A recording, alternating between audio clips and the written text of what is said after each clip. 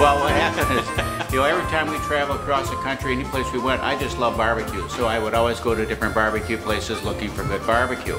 And when I came home, when you're in the South, barbecue's all over. There's good barbecue everywhere. You come home and it just isn't the same. If they pre-parboil stuff and then slop sauce on it, they call that barbecue. So we wanted to do real barbecue. We didn't know anything about barbecue, and we didn't know anything about the restaurant business. Fortunately, my son-in-law has been in the restaurant business for his whole career. That's the only jobs that he's ever done. So he's a partner in the company, and he actually runs the daily operations. So he's our restaurant guy. He's the go-to guy when we need to know how to do something, and he deals with the day-to-day. So in support of that, we wanted to have the best equipment. Good equipment for Elliot to use in running the restaurant day-to-day. We all have different skill sets that we brought to the table as owners of the Rack Shack Barbecue in Burnsville. Senior's a huge financial backer, and he came up with a lot of the recipes himself just from years of experience in eating.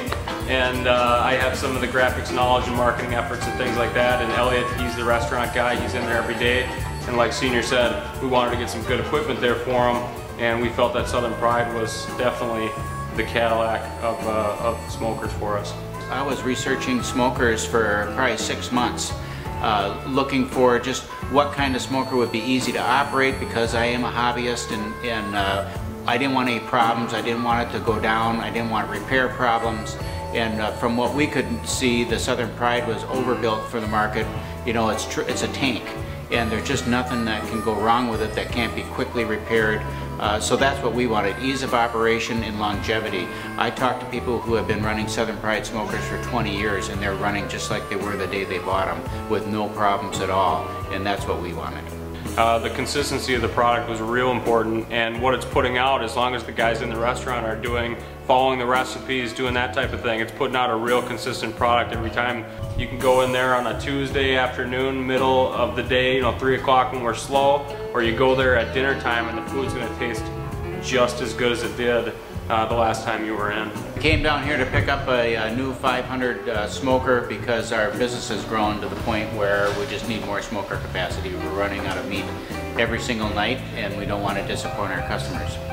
We picked Southern Pride, like we were talking to one of the managers here. He says, we don't do much in terms of on the streets advertising. People can hop online, they can take a look around and find out that Southern Pride is the Cadillac of smokers out there, and it's pretty clear for the product that we put out in our restaurant that's the case. It's beyond our expectations. The first year we opened the doors and we expected that we were going to lose a little bit of money, but for me it was a hobby. Everybody throws a little bit of money at their hobby. By the end of the year we were profitable, and this year it's just exploded. We were on Man vs. Food a couple weeks ago, and we have people lined out the door because Minnesota is discovering good barbecue. Don't cheap out on the equipment. Get the best equipment that you can. Because that is the heart and soul of your barbecue. You can replace knives and forks and tables and chairs, but when your smoker goes down, you're out of business. So make sure that you spend the money and get the best piece of equipment you can put your hands on. And for us, we decided that was Southern Pride.